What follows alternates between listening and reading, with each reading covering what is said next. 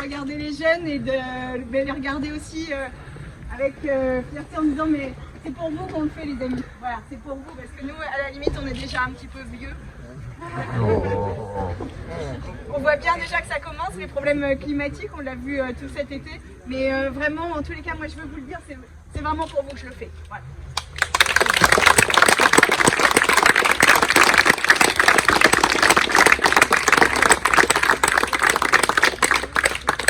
Et je voudrais aussi m'adresser à toutes celles et tous ceux qui, des fois, ont cette impression que demain, on ne va pas y arriver, c'est-à-dire on ne va même pas réussir à tenir jusqu'à demain.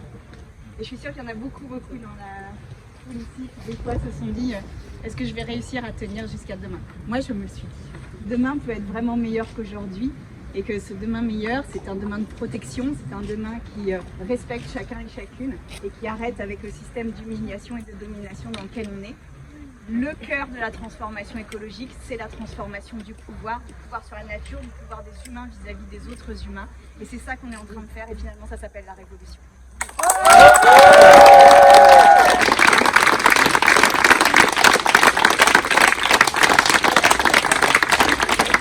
Il y a une chose, c'est que moi je suis pas toute seule du tout dans cette aventure. Et quand j'ai parlé à quelques personnes au début en disant mais bon là on a quand même une urgence, il va falloir qu'on y aille quoi, enfin, il va falloir qu'on s'engage. Au départ on était très peu de monde et puis très vite, plein de personnes nous ont rejointes.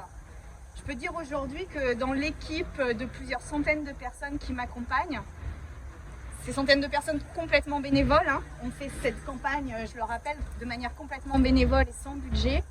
Et bien dans ces centaines de personnes, si j'en connaissais 5 ou 10% personnellement, ça devait être le maximum. Et on a appris à travailler ensemble sans se connaître. On a appris aussi des manières de travailler pour que chacun et chacune puisse trouver sa place, quelle que soit l'envie qu'elle avait, quel que soit le temps qu'il ou elle avait à consacrer à la campagne.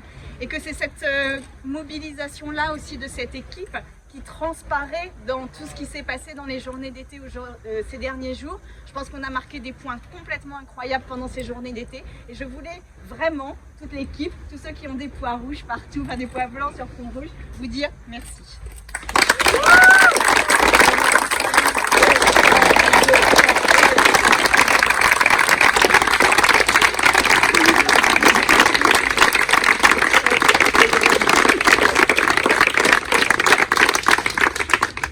L'aventure qui est devant nous est une aventure qui va comprendre plusieurs étapes. La première des étapes, c'est de gagner la primaire des écologistes.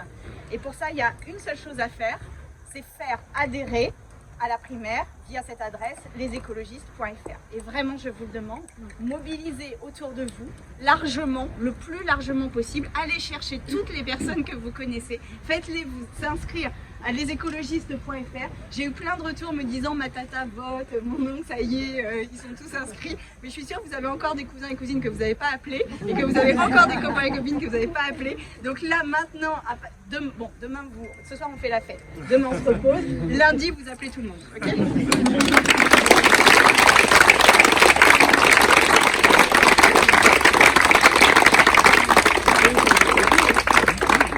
Et le 26 septembre, on part pour la présidentielle. Ouais.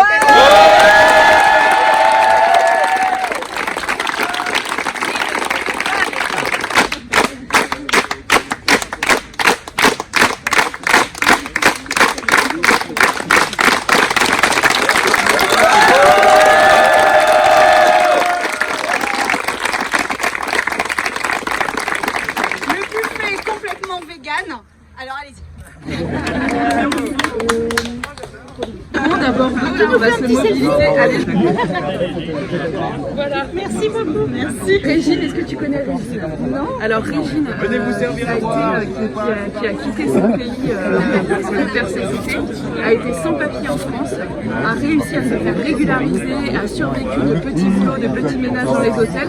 Elle est maintenant élue au conseil départemental en charge des questions de petite enfance à Rennes. Donc un parcours incroyable. En plus, et on est dans la commission Immigration et elle s'est fait élire quartier populaire dans un quartier populaire une incroyable. On a suivi, on a croisé les doigts pour son élection et après on attendait avec beaucoup d'attente pour savoir sa délégation. Elle a une délégation, elle a une très belle délégation, la petite enfance. Ah, génial. Donc vraiment aussi un super parcours vraiment très militante. On a décidé de se mobiliser ensemble parce qu'on s'est dit qu'on réclamait le droit de vote des étrangers, mais qu'au moment où il y avait le droit de vote, il nous fallait aussi des étrangers en capacité de se présenter et de représenter. Donc voilà, on veut vraiment accueillir chez les écolos des étrangers qui ont envie de se former et qui ont envie de militer avec les écologistes. Donc c'est une super aventure. Et il faut vraiment faire une ouverture pour la diversité. Ah oui, non, mais ça Pas que ce soit un combat encore. Ah non. C'est déjà un combat dans la vie de tous les jours. Là, je m'engage. La Césaire vient de rejoindre en soutien.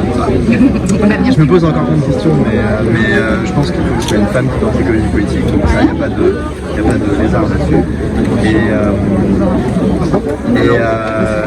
Et puis il y a aussi la question, enfin ouais, il y avait la primaire populaire en premier, du coup ça me pose question aussi, il y a plein de processus différents pour désigner la personne qui est la Oui, mais step by step, moi je dis qu'il ne faut pas eux, ils s'organisent, c'est bien, il faut continuer à s'organiser ça. Nous, on gagne la primaire et après on essaye de faire en sorte que c'est les effectifs donnés, je crois que c'est tout ce qu'on cherche. Au début de la campagne, c'est les effectifs donnés, on te parle de ça. Puis petit à petit, on pense, Angela, elle est en train de détailler là. step by step. À très vite. Oui. Oui, ça va, c'est du thé au fruit.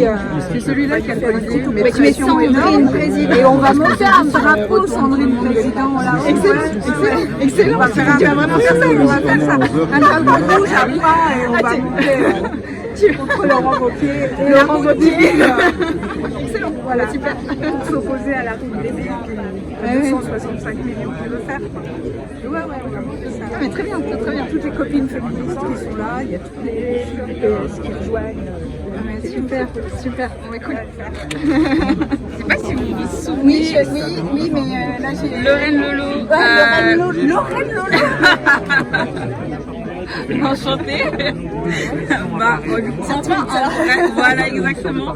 En fait, du coup, vous m'aviez donné votre numéro, mais j'avais pas rappelé. Enfin voilà. En fait, ça veut dire que du coup, je vous appelle pour la primaire.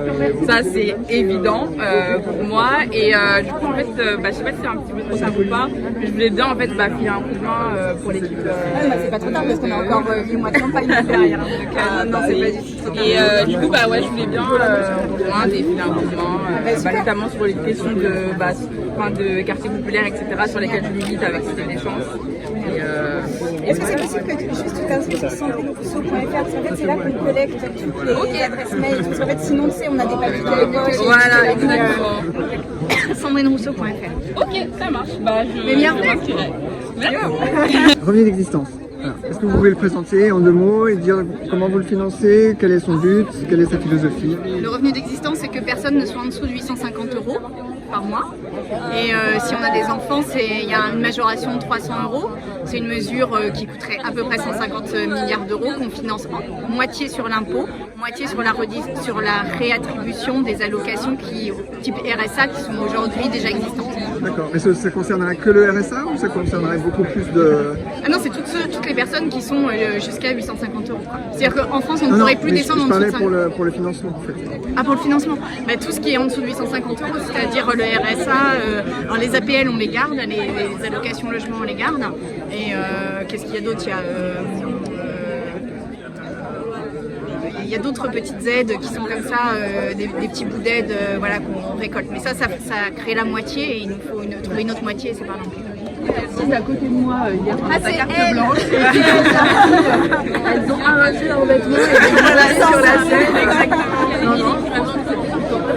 Ouais. On a survécu aux 1 heure de cagnard ensemble dans la souffrance. C'est pas le C'est ma température. c'était intense quand même. C'était intense. Conditions extrêmes, c'est déjà des conditions climatiques. Mais les gens sont restés jusqu'au bout.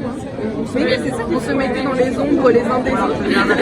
Et je voyais, tu sais, moi depuis la tête, je voyais que les gens ils essayaient de se mettre des trucs sur la tête. Les soirs, sur ma tête. Non, mais c'était un très chouette discours, dans tous les cas, hyper intéressant à entendre, à voir un petit peu ce que ça a évoqué chez les unes les autres et qui fait vraiment du bien. sentais que ça allait creuser là où c'était important. Non, mais à Strasbourg, on a vraiment ce ressenti justement des valeurs en tant que femmes que l'on porte dans la politique. Et là, ça faisait vraiment un écho particulier à ce que l'on peut vivre et à lutter contre la politique bien masculine. Donc c'était un discours qui était vraiment non. Et on est une belle poignée de femmes élues locales pour ces valeurs-là, et nous sommes là dans nos équipes et on force vraiment, je pense, les hommes à être à l'écoute, nos collègues masculins élus, les maires, et ils le sont parce qu'ils savent que c'est nécessaire, que c'est obligatoire, et qu'on est là de toute façon. Donc je pense que ce qui se passe dans les parlements locaux, dans les assemblées locales, les collectivités, c'est comme ta candidature, en fait, c'est que derrière ces valeurs-là, il y a tout un train de valeurs qui suit, voilà, sur la fin des nominations, des humiliations, l'égalité écologique, tout ça, ça arrive derrière, ça subventionne, donc c'est ça qui est enthousiasmant, c'est que tout ça est bien mené. C'est ça, changer le modèle, changer le système, et avec vraiment une belle composante éco-féministe, ça fait vraiment du bien d'avoir les deux sujets de pression sur le corps. Tout ce que vous disiez hier, ça faisait un écho particulier. www.sandrinerousseau.fr et vous voyez comment vous inscrire pour participer justement à la campagne. C'est très simple, c'est écrit dessus, il y a 2-3 clics, 2-3 informations.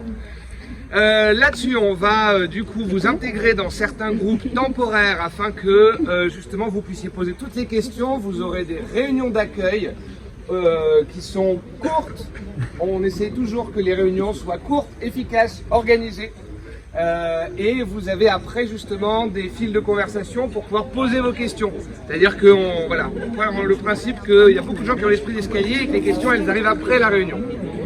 Et vous pourrez du coup vous investir à la fois dans votre endroit, votre territoire, ce qu'on a appelé votre graine, parce que ça se plante et que ça pousse et que ça se développe, et sur des questions thématiques. Donc si vous avez des compétences, et forcément vous en avez, eh ben on les veut bien. On est d'accord, voilà. Il y a plein de choses à faire. Il y a une trentaine de rendez-vous en région entre maintenant et le 12 septembre. On a plein d'activités sur numérique, on a plein d'activités en présentiel. On a 3 porte-paroles qui vont sillonner la France de partout pour justement aller à la rencontre des territoires. Et voilà, on a besoin de vous pour participer à cette campagne-là et pour diffuser la bonne parole un peu partout. Si vous avez des questions, il y a des chances que les personnes avec du rouge et des petits pois aient la réponse. Donc n'hésitez pas. Et Sylvie n'a pas la réponse de regarder.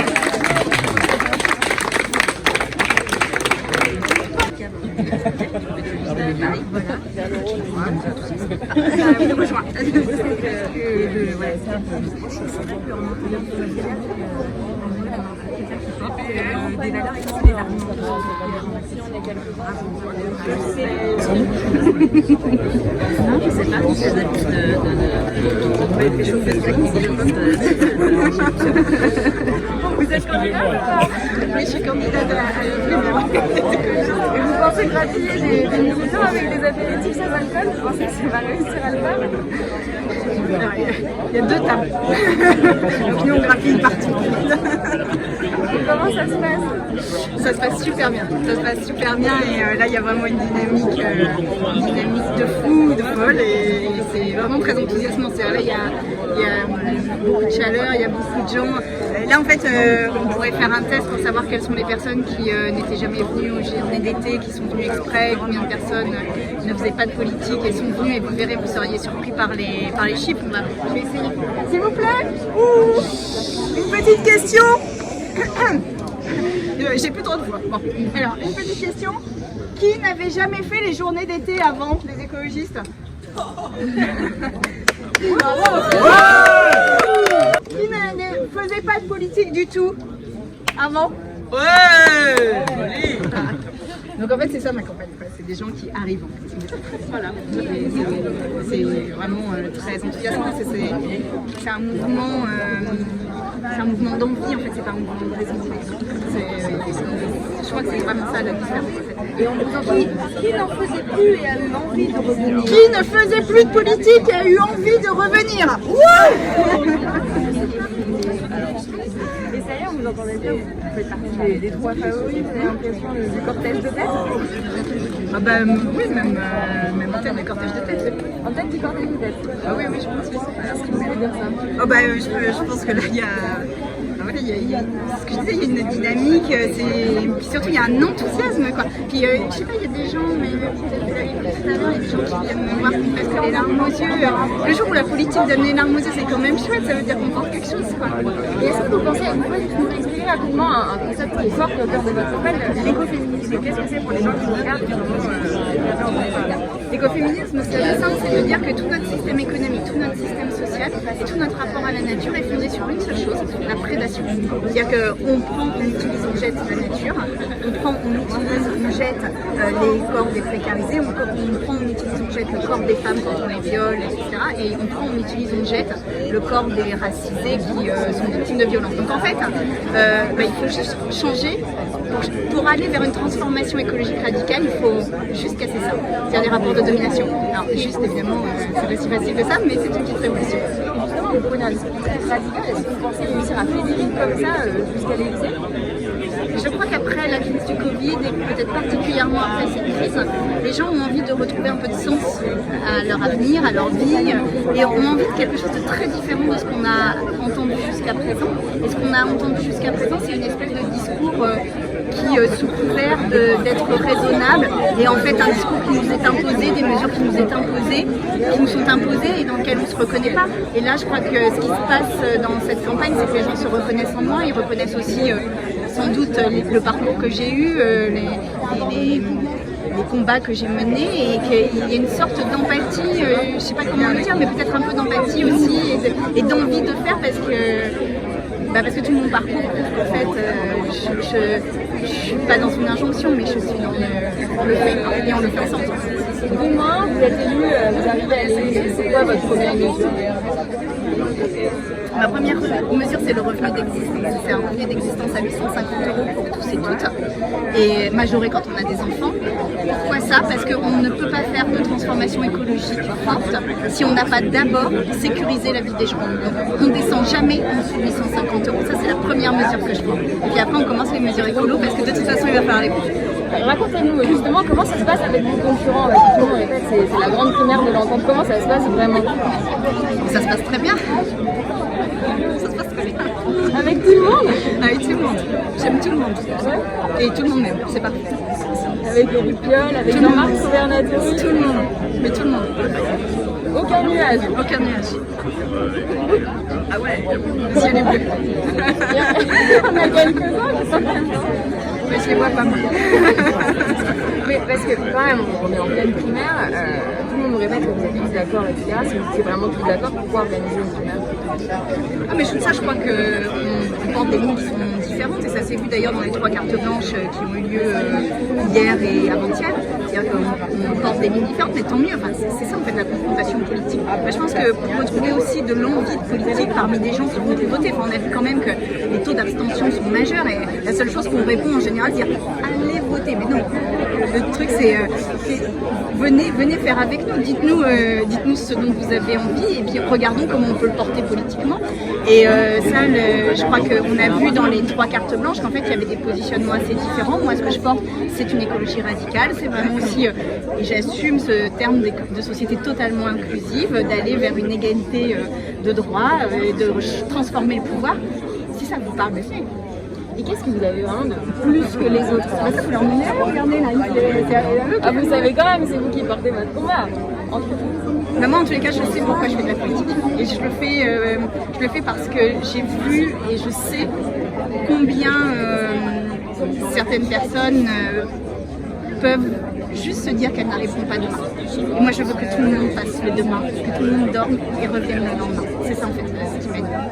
Des petites questions toutes simples qu'on pose à tous les candidats, c'est quoi le truc le plus écolo que vous ayez fait cet été?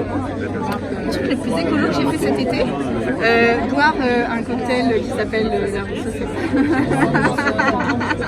Donc il y a quoi dedans? Je sais pas si c'est vraiment un bon nom. Je sais pas trop en fait, c'est assez indécis. J'ai l'impression qu'il y a un peu de concombre, il y a l'air d'y avoir des vitamines, enfin je sais pas. Bon, De l'eau et du coco. non, je crois qu'il y a un peu plus que ça. Et si vous deviez noter sur une échelle entre 0 et 10, à combien vous êtes écolo? Vous mettriez combien? Dans ma vie à moi personnelle? Ah mais ça, moi je suis pas parfaite, hein. Je sais pas, ce serait difficile de dire, mais je pense que allez, je dirais 6 ou 7. Non mais ça, je vais pas donner de leçons de morale, hein. Moi je suis pas parfaite, hein. Je suis pas parfaite sur plein de points d'ailleurs, mais notamment sur celui-ci. Donc non, je suis pas... C'est pour ça aussi que je peux parler aux gens en leur disant bah oui, je sais bien que des fois moi j'ai aussi envie de prendre ma voiture sans et des fois je le fais. Et c'est pour ça que je comprends que vous n'ayez pas envie de la lâcher. Mais quand même, il va falloir qu'ensemble on arrive à la lâcher. Comment on fait? Est-ce que vous diriez que c'est vous la plus écolo de tous les candidats écolos? Bon, je sais pas s'il y a un concours d'écologie, ça, j'en sais rien. Le truc le plus écolo Non, je sais pas ce que j'ai fait. J'ai peut-être me présenter à la présidentielle en fait. Ce que j'allais dire, le truc le plus écolo que tu as fait, c'est quand même te présenter à la primaire des écolos. C'est pas mauvais. Ouais, c'est ce qu'on dit depuis tout à C'est l'heure. pas mauvais. Qui a inventé cette recette? Qui est le responsable ou la responsable de ce cocktail? C'est toi qui as inventé ce... Non, on m'a dit la recette, mais c'est moi qui l'ai fait ce matin. Avec Oui, bien sûr, avec Clémentine qui était là, qui m'a donné sa recette traditionnelle. Ah oui, donc c'est pas une recette inventée pour l'occasion. Ah si. Ah bon? C'est une recette traditionnelle, moi. Je sais pas, il faut lui demander, mais en tout cas, je vous ai dit, c'est le cocktail de Sandrine Rousseau. C'est du rosé avec un petit peu de framboise et tout ça bien frais, de la glace et un peu d'eau pétillante. Ça fait bien dans le centre. C'est très léger, c'est peu alcoolisé, c'est très frais. Est-ce que vous voulez le goûter? Est-ce que vous voulez un verre pour goûter? Ah non, pas d'alcool au travail. C'est glacé? Et là, j'ai l'impression que les militants, les jeunes générations, enfin les jeunes du parti Génération et les adultes, ouais, il y a un mouvement de bascule. L'iceberg. Et ça, on l'a pas vu hier en fait. Ah, Mélissa. Je t'ai fait fantastique de lui, mais je peux juste te laisser te présenter. Je suis élue lilloise, donc j'ai rejoint Sandrine il y a quelques mois pour sa radicalité, l'écologie populaire. Et je suis la locale de l'étape lilloise. Et je suis très fière parce qu'elle porte des combats très importants, voilà, qu'elle n'ose pas dire là, mais qu'elles sont super. Sandrine, on a une dernière question. Oui. Si vous voulez bien, vous avez sorti, je crois, un comparateur de programme hier. Oui. Est-ce que vous pouvez nous expliquer ce que c'est là? Je mets sous les yeux. Hop, vous pouvez peut-être le tenir. Qu'est-ce que c'est votre comparateur de programme? L'idée, c'est de comparer dans les différents candidats à la primaire des écologistes quelles sont les différentes propositions pour rendre plus lisible aussi nos différences. Parce que moi, j'ai pas peur de dire qu'on a des différences, et finalement, sinon, on ferait pas de la politique. Enfin, de la politique, c'est aussi le débat, c'est une construction, et donc voilà, on compare. Par exemple, transport individuel, par exemple, et bien, alors non, je vais passer à autre chose. Je vais faire, par exemple, fiscalité sociale et écologiste. Et bien, Sandrine, gratuité des biens nécessaires et imposition progressive des consommations excessives, suppression des tarifications au forfait. Et avec Piolle, gratuité des biens nécessaires, imposition progressive, consommation excessive. Conditionnement à 100% des aides publiques aux entreprises au respect du climat. Voilà, et comme ça, en fait, on regarde un peu à chaque fois. Là, c'est sur la nourriture. Donc, Delphine Bateau, c'est lutte contre la malbouffe. Yannick Jadot, 100% des cantines et des hôpitaux. Et comme ça, vous pouvez comparer candidat par candidat quelles sont les différentes propositions. Et par exemple, la lutte contre la maltraitance, je suis toute seule. Voilà. Alors, question, quand on déroule, on voit Jean-Marc Governatori nulle part. Comment ça se fait? on ne le voit nulle part, mais qui nous présente son produit. Il en a pas? Je sais pas, non mais je l'aime aussi, voilà. J'aime tout le monde. J'aime tout le monde. Même Jean-Marc Convernatori sans programme. Bah, disons qu'on partage vraiment pas le même programme. Voilà. Pour le coup, c'est peut-être avec lui qui a la plus grande différence. Sur l'Afghanistan, c'est vraiment une défaite de l'Occident et des pays occidentaux qui ont échoué à protéger les populations civiles là-bas. Et c'est un échec moral, c'est une défaite morale. Quand on entend le président Macron qui dit on ne peut pas accueillir plus de 600 personnes, mais mon Dieu, on est où? L'Angleterre en reçoit 5000, c'est scandaleux. Nous, on doit, au niveau français, au niveau européen, accueillir tous les Afghans et les Afghanes qui arrivent à quitter le pays. On doit les aider à quitter le pays. Là, la vie de femme est en danger.